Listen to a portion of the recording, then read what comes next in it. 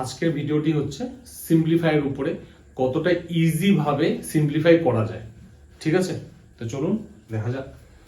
First of all 74/1 and 10/16।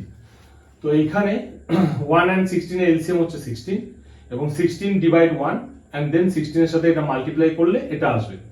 and 16 divide 16 তাহলে 1 এর সাথে 10 এর মাল্টিপ্লাই করলে 10, দেন এটা সাবট্রাক্ট করার পরে এই রেজাল্ট আসছে। এন্ড এটাকে ডিভাইড করার পরে 16 কে ডিভাইড করলাম 1174 কে, এই আউটপুটটা আসছে এইখানে 73/6/16।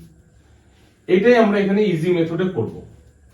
74 এর সাথে -1 করব, দেন আসবে হচ্ছে 73 এন্ড তার পাশে 16 আর 10 এর মধ্যে হবে সাবট্রাক্ট, তাহলে কত আসবে 6 আর নিচে থাকবে 16। এই যে आंसर।